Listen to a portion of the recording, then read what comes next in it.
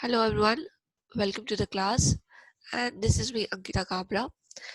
So in today's class we'll discuss about the physical properties of acids.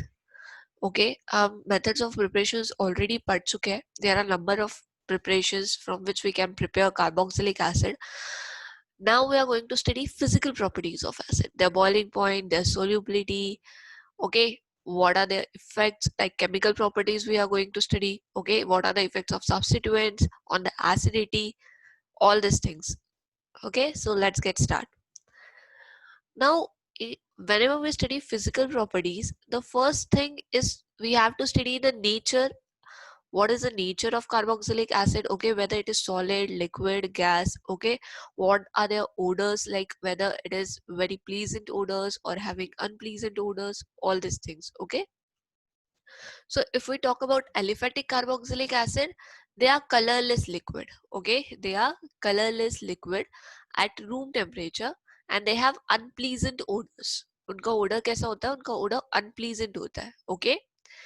Now जो higher acids होते हैं like C12, C16 carbon atom जिसमें होते हैं, they are wax like solids. मतलब वो solid होते हैं but कैसे होते हैं? Wax like होते हैं. Okay. And they are odorless. They are odorless due to low volatility.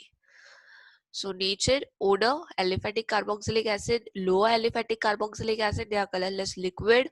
Higher acids are wax-like solid. Okay. Lower acids having unpleasant odor, higher acids are odorless. Fine. Now what about the solubility then? Whether carboxylic acids are soluble in water or not? So yes, they are soluble in water because they can form hydrogen bonds with water. Okay, they are miscible in water. Miscible in the sense they are soluble in water. Okay, but lower carboxylic acid. This thing is about lower carboxylic acid. As the molecular mass increases, जैसे जैसे ये R group जो आपके COOH को attach है, जो आपका alkyl group है, ये जैसे जैसे बढ़ता जाएगा, इसका मॉलिक्यूलर मास जैसे जैसे बढ़ता जाएगा वैसे वैसे सोल्यूबिलिटी डिक्रीज होते जाएगी. ओके, नाउ जो COOH है that is polar group. Okay, and because the COOH group is polar, it is soluble in water, right? It is soluble in water because of this group, right? Because of this hydrogen.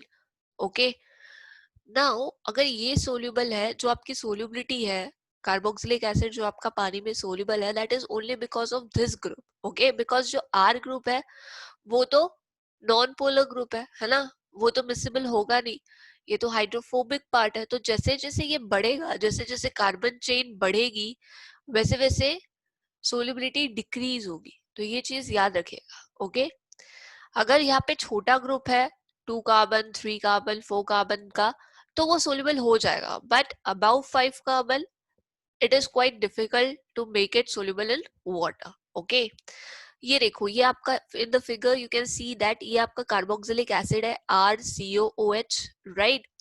यहाँ पे ये जो oxygen है, carboxyl oxygen जो है, that is forming hydrogen bond with hydrogen of water molecule. This is your water molecule H2O. Okay, तो इसका एक हाइड्रोजन ने इधर के एक एसिड के साथ ये बनाया आपका, राइट. इधर के एक एसिड के साथ हाइड्रोजन बॉन्ड बनाया है, आप यहाँ पे देख सकते हो. ये दूसरे एसिड मॉलिक्यूल के हाइड्रोजन ने ऑक्सीजन के साथ हाइड्रोजन बॉन्ड बनाया है, right. So in this way it can form hydrogen bonds and make it soluble in water. Fine.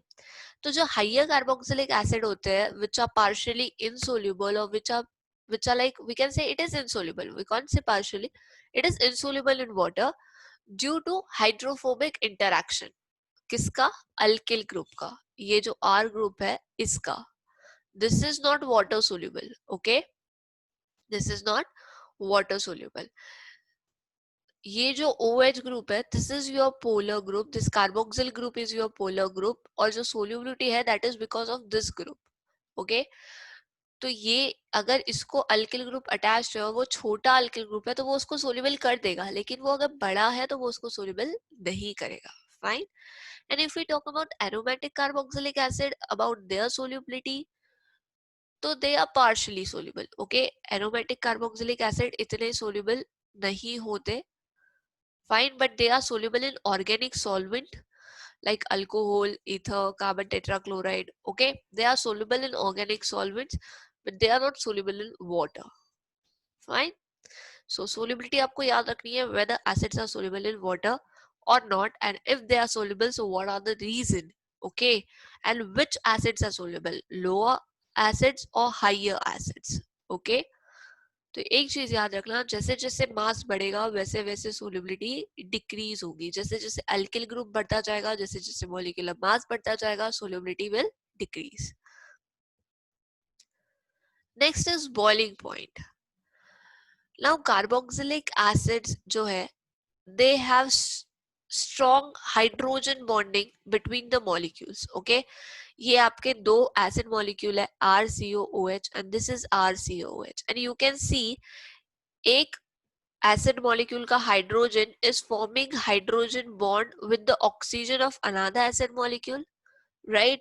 And उसी first acid molecule का oxygen is forming hydrogen bond with the hydrogen atom of another acid molecule, right? So इसकी वजह से क्या हो रहा है, because of this two hydrogen bonds, these two molecules of acid, they are associated. ये कैसे है, ये एसोसिएटेड है. इन्होंने क्या बना दिया, इन्होंने डाइमर बना दिया. ओके, इसको बोलते हैं डाइमर, इसको बोला जाता है डाइमर, एसिड का dimer, because this two molecules are always from associated. अभी दो मॉलिक्यूल एसोसिएटेड रहेंगे तो obviously we need higher energy to break this hydrogen bond, right? And if we need higher energy, that means they have higher boiling point as compared to alkane, ether, aldehyde, ketone, alcohol. Okay, सबसे ज्यादा ज्यादा boiling point किसका होगा, carboxylic acid का होगा. Okay, तो ये चीज आपको याद रखनी है, सीक्वेंस याद रखना है कि किसका ज्यादा है, कौन से मॉलिक्यूल का ज्यादा बॉइलिंग पॉइंट है. Carboxylic acid, alcohol, aldehyde, ketone, ether, alkane, इनमें से किसका बॉइलिंग पॉइंट ज्यादा है, किसका बॉइलिंग पॉइंट कम है, ये सीक्वेंस आपको याद रखनी है. Okay, reason behind it you must remember कि ऐसा क्यों है. कार्बोक्सिलिक एसिड क्यों दे एग्जिबिट क्यों they exhibit high boiling point, because they exist as a dimer. They exist as a dimer in vapor state. क्या होता है ना, actually in liquid state में क्या होता है, they in liquid state also and in vapor state also they can form hydrogen bonds. Okay, so that's why, that is the reason two molecules always found associated with each other, and we need higher energy to break this bond, leading to the higher boiling points. Okay, so I hope this much is clear. Carboxylic acid का boiling point clear हो गया है, क्यों है ये भी आपको याद रखना है. ओके, चलो, next is chemical properties of carboxylic acid, in which we will first study acidic character of carboxylic acid. हमें पता है कि कार्बोक्सिलिक एसिड जो होते हैं वो एसिडिक होते हैं इन नेचर, राइट? बट ये एसिडिक क्यों होते हैं, and we have to compare the acidity. Carboxylic acid की एसिडिटी हमको कंपेयर करना है with alcohols, with phenols. Okay, क्योंकि हमने देखा है अल्कोहल और फिनॉल भी एसिडिक है, बट अभी हमें ये देखना है कि इन तीनों में से ज्यादा एसिडिक कौन है. ओके, तो acidic character of carboxylic acid, what is happening, this is your carboxylic acid RCOOH, right? In aqueous solution this carboxylic acid get dissociated. कैसे, तो ये जो हाइड्रोजन है this will combine with this H2O forming H3O positive. Okay, और यहाँ पे आपका बन जाएगा carboxylate ion RCOO negative. Acid क्या करता है, acid will give proton, acid will donate proton, right? और इसने क्या किया, कार्बोक्सिलिक एसिड ने क्या किया, कार्बोक्सिलिक एसिड ने प्रोटॉन डोनेट किया, प्रोटॉन डोनेट किया ना. So that's why this acid will have acidic character, right? ये इसने प्रोटॉन डोनेट करने के बाद यहाँ पे क्या बनेगा, यहाँ पे कार्बोक्सिलेट आयन बनेगा, राइट? अनायन बनेगा, और यहाँ पे हाइड्रोनियम आयन, राइट? सो जब कोई प्रोटॉन डोनेट करता है तो विल से इट एज कि ये एसिड है, लाइक अल्कोहल में ROH, इसमें क्या हुआ था, इसमें आपका बना था alkoxide ion RO negative plus H positive, right, ऐसे ही बना था ना। बट ये एसिड जो है, वेदर वो कार्बोक्सिलिक एसिड हो वेदर वो अल्कोहल हो, ये प्रोटॉन कब डोनेट करेगा, जब इसका जो अनायन बनेगा ये वाला और ये वाला, ये स्टेबल होगा, right, because every reaction will move forward toward stability. अगर जो अनायन बन रहा है वो स्टेबल नहीं है तो क्या आपका कंपाउंड प्रोटॉन डोनेट करेगा, नहीं करेगा, राइट। हम अभी आप एग्जांपल लीजिए, कंसीडर कीजिए, इमेजिन कीजिए, we will always try to improve our self, right.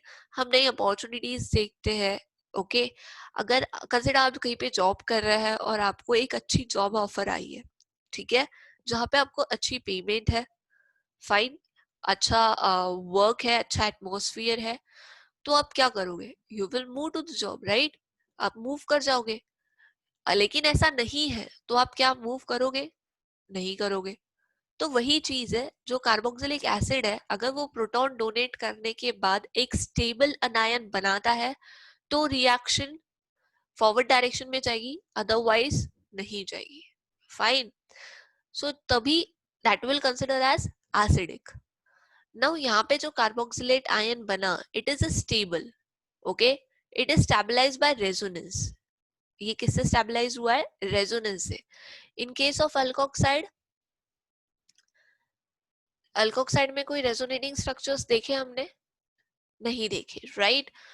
सो कौन ज्यादा स्टेबल है, कार्बोक्सिलेट आयन या alkoxide ion, carboxylate ion, right.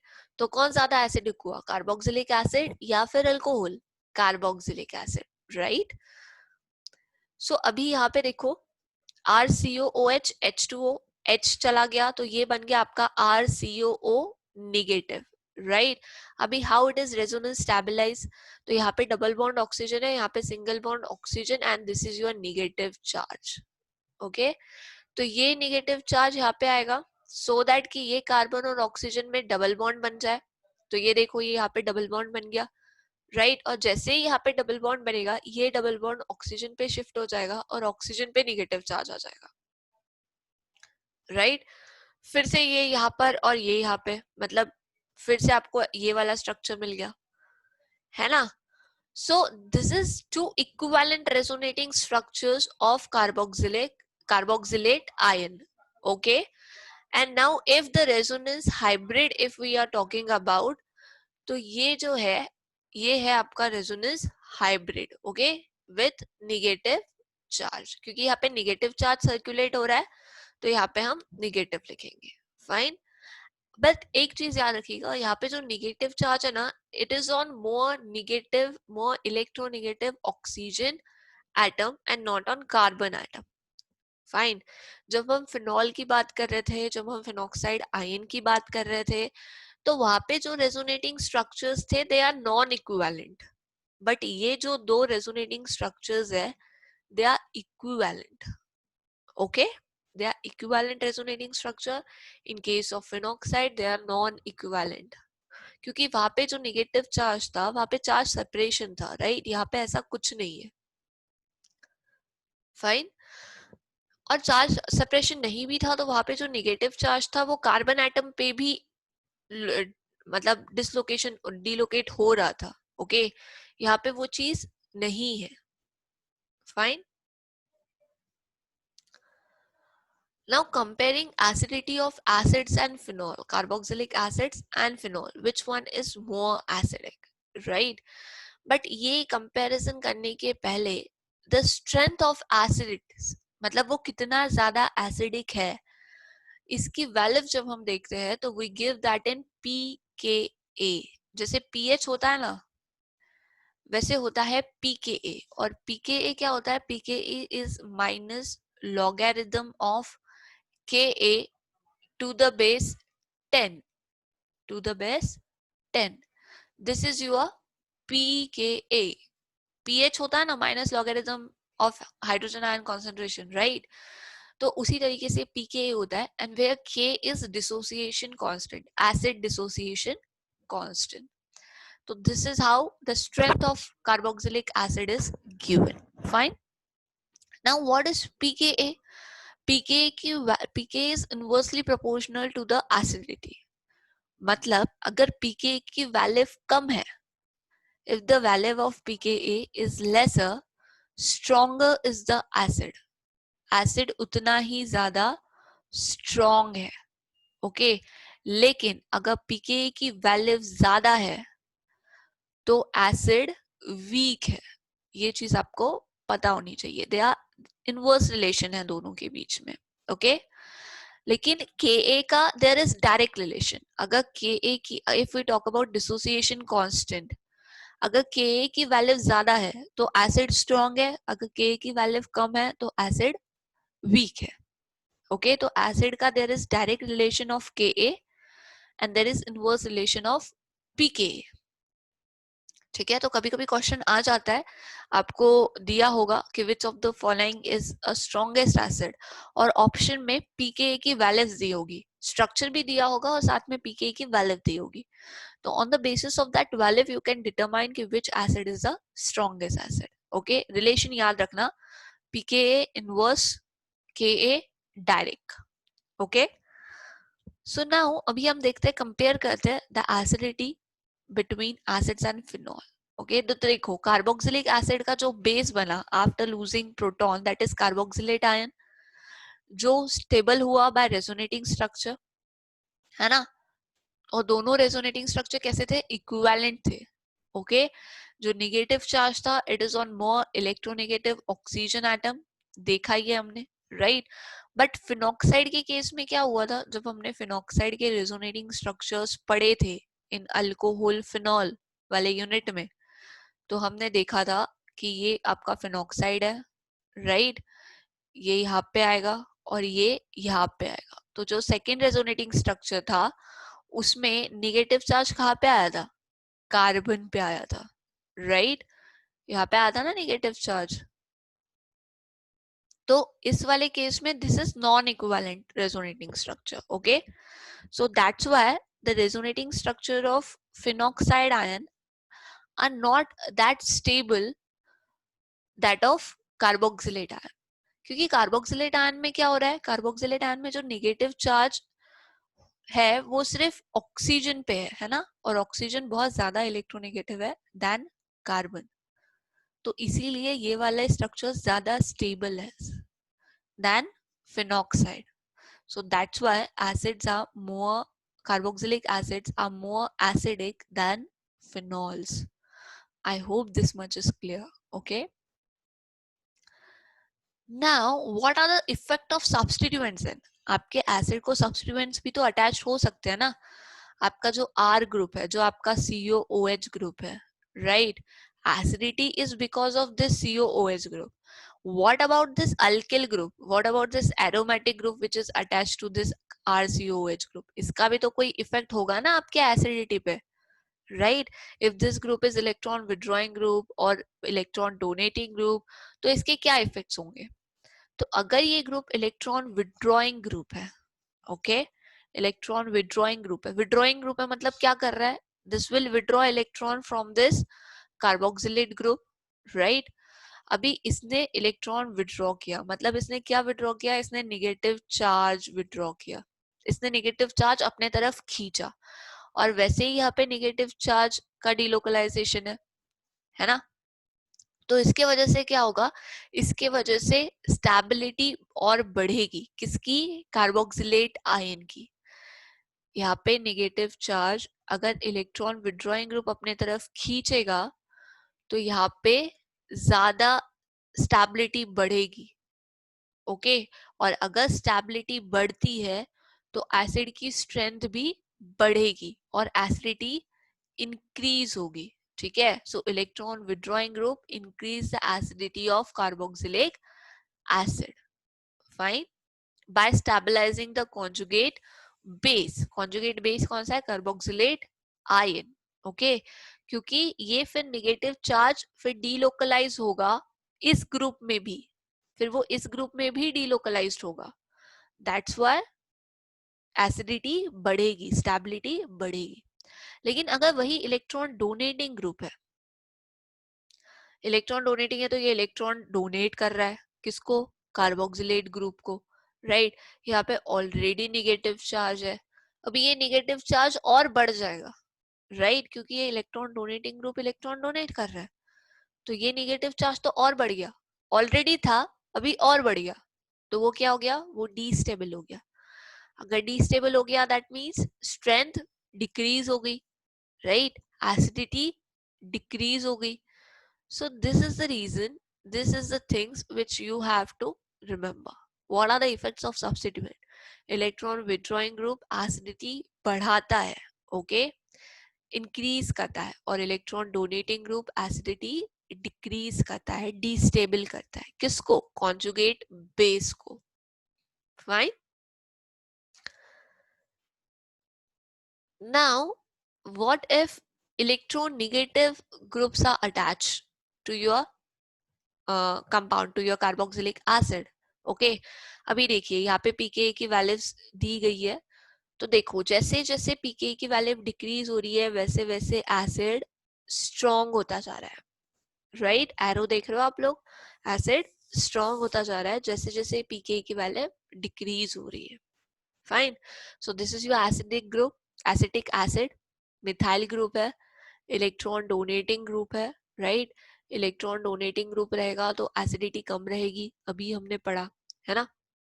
But यहाँ पे एक अभी इलेक्ट्रोनिगेटिव ग्रुप आ गया है, क्लोरीन आ गया है, विच इज इलेक्ट्रोनिगेटिव. तो ये क्या करेगा, ये इस कार्बन से इलेक्ट्रॉन अपने तरफ खींचेगा, विड्रॉ करेगा, और ये कार्बन इससे विड्रॉ करेगा, इस कार्बन से विड्रॉ करेगा, राइट. तो इसकी वजह से क्या होगा, इसकी वजह से एसिडिटी थोड़ी सी बढ़ जाएगी, क्योंकि इलेक्ट्रॉन विड्रॉइंग ग्रुप है अभी, तो एसिडिटी विल इंक्रीज. अगर दो इलेक्ट्रॉन विड्रॉइंग ग्रुप रहेंगे तो और ज्यादा एसिडिटी बढ़ेगी. अगर तीन अटैच रहेंगे तो देखो ये भी खींचेगा, ये भी खींचेगा और ये भी खींचेगा, तो ये कार्बन इस कार्बन से बहुत ज्यादा इलेक्ट्रॉन्स या चार्ज, निगेटिव चार्ज अपने तरफ खींचेगा. सो सबसे स्ट्रॉन्ग एसिड कौन सा हुआ, जहां पे ज्यादा इलेक्ट्रोनिगेटिव ग्रुप अटैच्ड है. अभी जो जितना ज्यादा इलेक्ट्रोनिगेटिव ग्रुप अटैच होगा वो उतना ज्यादा स्ट्रॉन्ग होगा, like fluorine, then chlorine, then bromine and then iodine, right. सबसे ज्यादा स्ट्रॉन्ग एसिड कब होगा, जब फ्लोरीन अटैच्ड हो, फिर क्लोरीन, फिर ब्रोमीन, फिर आयोडीन, क्योंकि सबसे ज्यादा इलेक्ट्रोनिगेटिव कौन है, फ्लोरीन है ना. Now what is the effect of substituents at different position. अभी पोजीशन पे देखते हैं. अभी देखो हर एक इसमें इलेक्ट्रोनिगेटिव एटम तो अटैच्ड है बट पोजीशन अलग अलग है. Now this Cl is attached to COOH, मतलब ये इसको CH2 को अटैच्ड है, ये फिर CH2 को अटैच्ड है, ये फिर CH2 को अटैच्ड है, फिर वो COH को अटैच्ड है, मतलब यहाँ पे डिस्टेंस बहुत ज्यादा बढ़ गया, राइट. तो ये इस कार्बन से लेगा, ये इससे लेगा, ये इससे लेगा और ये इससे लेगा, और जब ये इंडक्टिव इफेक्ट हो रहा होगा तो हमने देखा है ऑलमोस्ट 4 कार्बन के बाद इफेक्ट थोड़ा कम हो जाता है, राइट.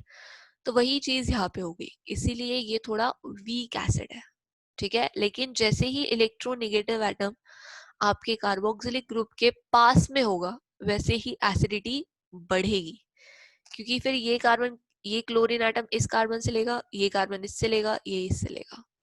अभी देखो यहाँ पे this is just attach to the carbon atom which is next to acidic group, carboxyl group, right. तो देखो pK is 2.86, almost half. So ये इफेक्ट होता है पोजीशन का, okay.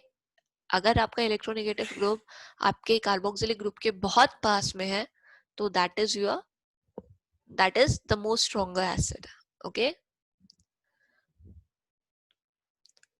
Next is aromatic carboxylic acid. इसमें क्या इफेक्ट होता है, तो देखो इफ अगर इलेक्ट्रॉन विड्रॉइंग ग्रुप अटैच है तो एसिडिटी बढ़ेगी, राइट. लेकिन अगर इलेक्ट्रॉन डोनेटिंग ग्रुप अटैच है तो एसिडिटी डिक्रीज होगी, स्ट्रेंथ डिक्रीज होगी. कैसे, देखो ये आपका मिथॉक्सी ग्रुप है, right? This having a pK value of 4.46, okay, and this is your benzoic acid जिसको कोई ग्रुप अटैच नहीं है, it is a simple benzoic acid, COH group attach है आपके बेंजीन रिंग को, फाइन। इसका पीके वैल्यू है 4.19, तो benzoic acid is stronger than para methoxy benzoic acid, right? And यहाँ पे देखो फिर आपके अटैच्ड है electron withdrawing groups, NO2 group, nitro group attached है, राइट? जब अगर ये नाइट्रो ग्रुप ऑर्थो और पैरा पोजिशन पे है, so they are having a stronger effect, okay, because they are just nearer to the acidic group, we can say about this ortho. para के लिए we will see। अच्छा, जब ये resonance में जाएगा तो जो निगेटिव चार्ज आएगा that is on ortho and para position. तो अगर आपका ऑर्थो पोजिशन पे निगेटिव चार्ज आता है तो ये इलेक्ट्रॉन विड्रॉइंग ग्रुप उसको विड्रॉ कर लेगा, राइट? जिसकी वजह से रेजोनेटिंग स्ट्रक्चर बढ़ जाएगी, एसिडिटी बढ़ जाएगी, राइट? पैरा पोजिशन पे रहेगा तो भी कर लेगा और रेजोनेटिंग स्ट्रक्चर को बढ़ा देगा, स्टेबिलिटी बढ़ जाएगी, एसिडिटी बढ़ जाएगी, राइट? लेकिन मेटा पोजिशन पे इतना इफेक्ट नहीं होगा, ओके? इफेक्ट होगा बट इतना नहीं होगा। इसीलिए बेंजोइक एसिड के बाद there is meta nitrobenzoic acid, then para and then ortho. तो सबसे स्ट्रॉन्ग कौन है? Ortho nitrobenzoic acid. तो ये चीज आपको याद रखनी है, fine. Conceptual understanding is very important over here, आप रट्टा नहीं मार सकते, okay? You just have to remember कि इलेक्ट्रॉन विड्रॉइंग इफेक्ट कैसा हो रहा है, इलेक्ट्रॉन डोनेटिंग इफेक्ट कैसा हो रहा है, राइट? तो सिर्फ इतना याद रखिएगा, जब इलेक्ट्रॉन डोनेट हो रहा है तो निगेटिव चार्ज बढ़ रहा है, उसके पास ऑलरेडी निगेटिव चार्ज है, और कितना लेगा वो, राइट? तो और लेगा तो डिस्टेबलाइज्ड हो जाएगा, राइट? इलेक्ट्रॉन विड्रॉइंग ग्रुप है जो क्या करेगा, निगेटिव चार्ज को लेगा और उसके वजह से स्टेबल करेगा आपको, आपके कॉन्जुगेट बेस को डीलोकलाइज करेगा ना। निगेटिव चार्ज लेगा तो वो डिस्पर्स होगा निगेटिव चार्ज, जिसके वजह से क्या होगा, आपके रेजोनेटिंग स्ट्रक्चर्स बढ़ेंगे और आपका स्टेबल हो जाएगा ग्रुप। अगर स्टेबिलिटी बढ़ती है तो स्ट्रेंथ बढ़ेगी, स्ट्रेंथ बढ़ेगी दैट मीन्स एसिडिटी बढ़ेगी, है ना? तो ये चीज होनी चाहिए, ये चीज समझ में आनी चाहिए। एट दैट टाइम ओनली आपके लिए ये बहुत आसान हो जाएगा। केमिकल प्रॉपर्टीज बहुत इंपॉर्टेंट है गाइस, कंपैरिजन बहुत इंपॉर्टेंट है अल्कोहल, फिनॉल और एसिड्स का। और सबसे ज्यादा स्ट्रॉन्ग एसिडिक कैरेक्टर अगर किसका है तो it is carboxylic acid, okay? हम अल्कोहल से ज्यादा स्ट्रॉन्गर फिनॉल है, ये तो हम पढ़ ही चुके थे। फिनॉल से ज्यादा स्ट्रॉन्गर आपका कार्बोक्सिलिक एसिड है, रीजन अभी हमने चेक आउट कर ही लिया है, right? So this is all for today. हम नेक्स्ट वीडियो में देखेंगे the chemical reactions of acid, okay? So see you in next lecture, till then keep learning, keep practising, thank you.